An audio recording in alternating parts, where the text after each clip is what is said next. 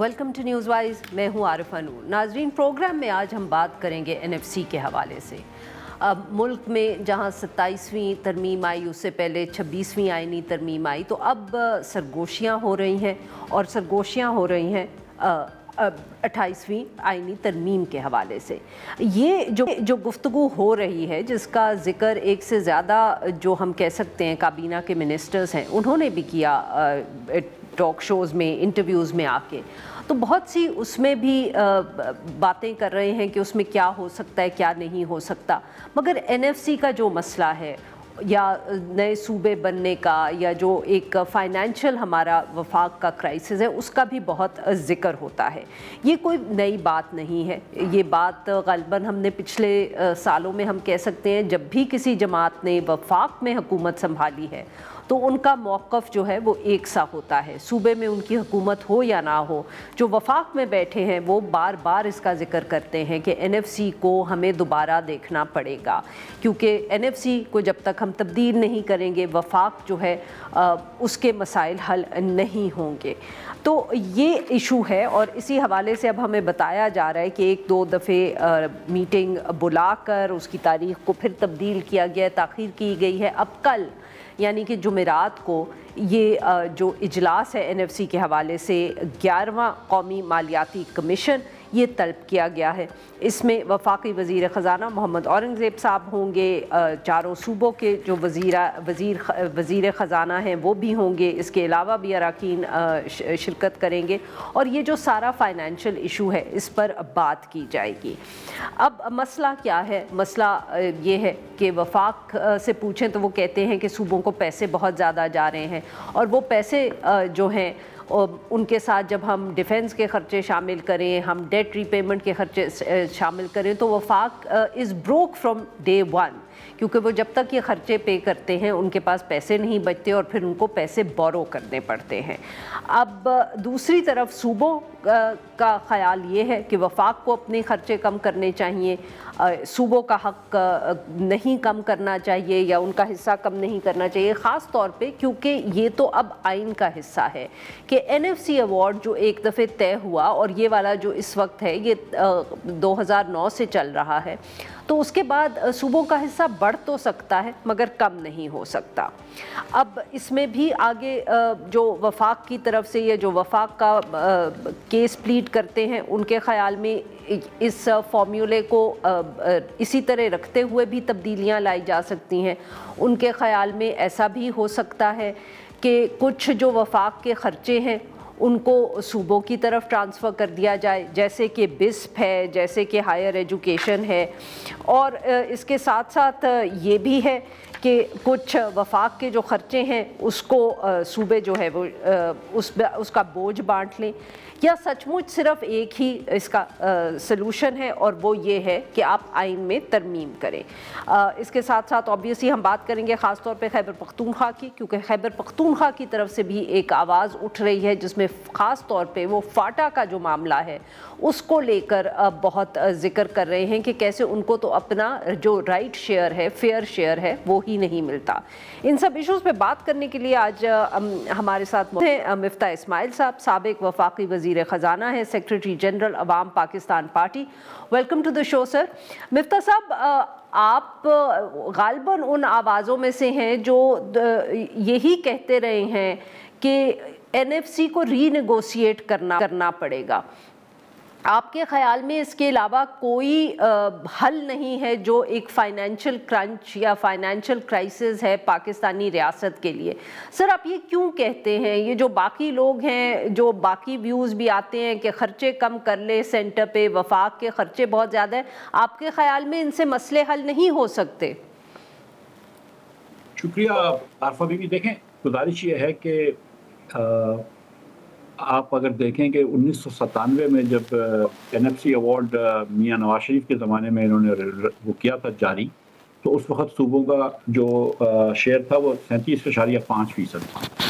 उसके बाद मुशर्रफ साहब के ज़माने में इसको बढ़ा के 43% कर दिया, और फिर पहले साल 1%, और उसके बाद हर साल 1.25% बढ़ाते रहे, और वो 45 तक लेके गए या 47 तक लेके गए। और फिर उसके बाद अचानक इन्होंने 2009 में NFC अवार्ड के अंदर 47 से बढ़ा के 57.5 कर दिया। کچھ وزارتیں ڈیوالو کر دی صوبوں کو، لیکن انفارچونیٹلی وفاق میں وہ وزارتیں بند نہیں کی گئی جو کہ کرنا چاہیے. اس کے بعد بھی بینظیر بھٹو صاحبہ کے نام پہ جو شروع ہوئی جو اسکیم پیپلز پارٹی نے شروع کری وہ وفاق کے اخراجات میں ڈال دیا، جبکہ وہ صوبوں کا کام ہے. ہم یہ چیز تو ڈیوالو کر چکے ہیں. وفاق اب بھی کچھ صوبوں کی اور کام کرتی ہے. مثال کے طور پر ابھی اگر وہ جو 43 ارب روپے بانٹے ہیں، اگر آپ نے دیکھا ہے MNAs کو، تو وہ بھی وفاق نے صوبے کی حکومتوں کو زیادہ تر پیسہ اس میں سے دے دیا ہے. اب مسئلہ یہ ہے کہ آپ یہ دیکھیں کہ ہمارے پاس ہر سال وفاق میں بہت بڑا ڈیفیسٹ ہوتا ہے اور صوبوں کے پاس ہر سال سرپلس ہوتا ہے، اور ہم دونوں کو جوڑ لیتے ہیں تو بھی ملک کا ایک بہت بڑا ڈیفیسٹ ہوتا ہے. اور جو آپ فرما رہی تھی ابتدائیے میں، جب آپ کا ٹیکس دیتے ہیں آپ، اور ٹیکس میں سے جب آپ اپنا صوبوں کا شیئر نکال دیتے ہیں، تو جو رقم بچتی ہے وہ اتنی بھی نہیں ہوتی کہ آپ اس سے اپنا قرض ادا کر سکیں یا قرض کے اوپر سود ادا کر سکیں. تو ہم کو سود دینے کے لیے بھی پیسے چاہیے ہوتے ہیں، اور پورے فیڈرل گورنمنٹ کو رن کرنے کے لیے پیسے چاہیے ہوتے ہیں.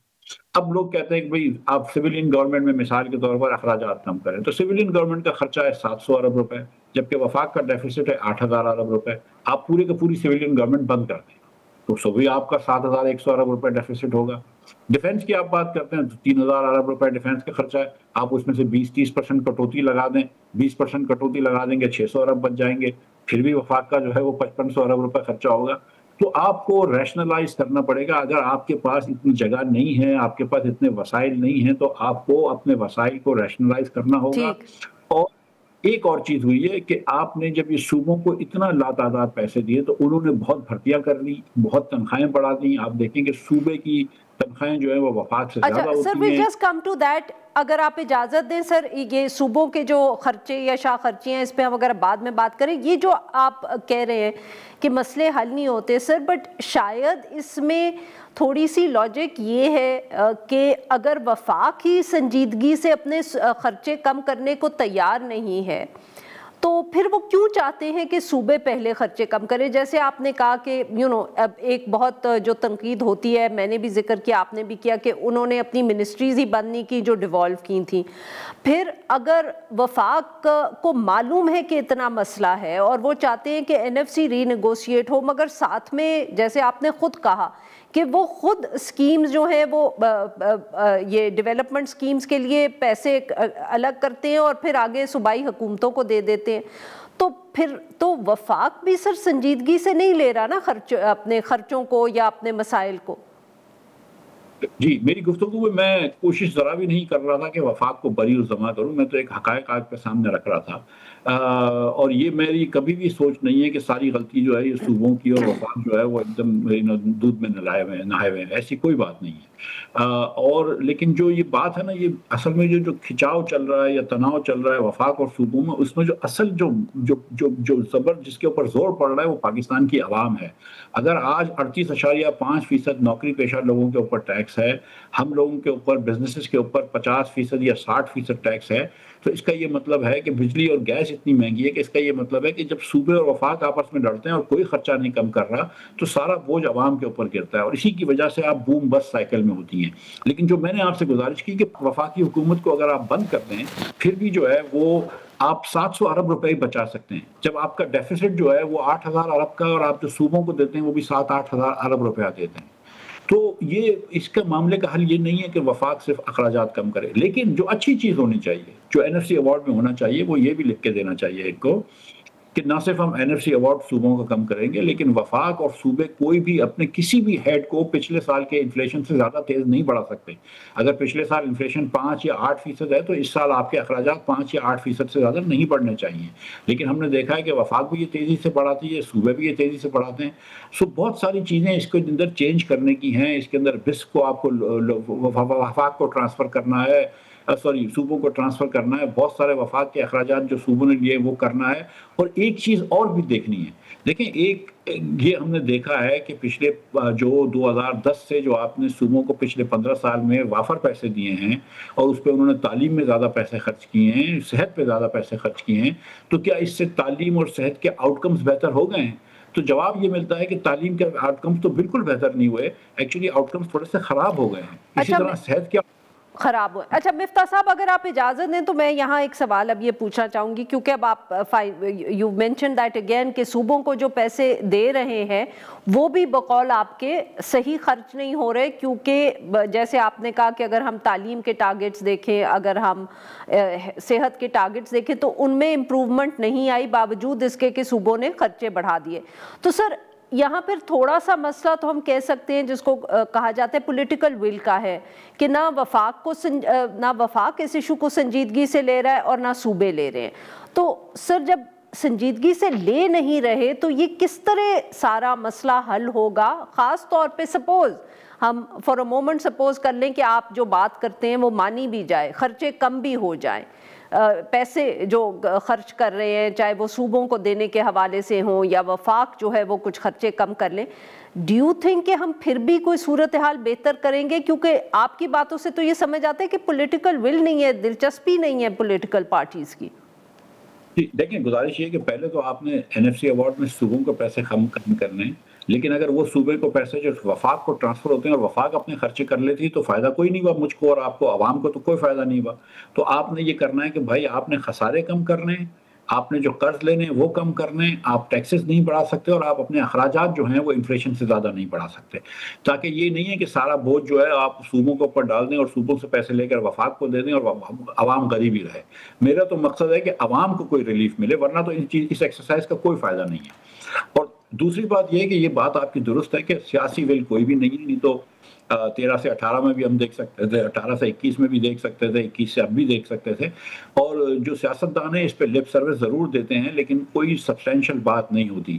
لیکن میں یہ سمجھتا ہوں کہ جو پارلیمنٹیرینز نے اور جو لیجسلیٹو پیشن دکھایا تھا 26 اور 27ویں ترامیم کو پاس کرانے کا، اس ٹائپ کا ہی پیشن میرے خیال سے اس کو ڈرائیو کرے گا، اور وہی پیشن جو ہے وہ میرے خیال سے ہی کروا سکتا ہے. یعنی کہ آپ کہہ رہے ہیں کہ سیاستدانوں کے علاوہ کوئی طاقت ہوگی جو یہ ترمیم پاس کر کے یہ تبدیلی لے آئے گی؟ ترمیم پاس کروا کے تبدیلی لے آئے گی. سیاستدان بھی ووٹ دیں گے اسمبلی کے اندر، لیکن ہم نے یہ دیکھا ہے. بہت بہت شکریہ مفتاح اسماعیل صاحب، آپ نے یہ وقت نکالا. ناظرین یہاں پہ لیتے ہیں ایک چھوٹی سی بریک، اور جب ہم بریک سے واپس آئیں گے تو ہم اسی ایشو پر خیبر پختونخوا کا موقف حاصل کرنے کی کوشش کریں گے.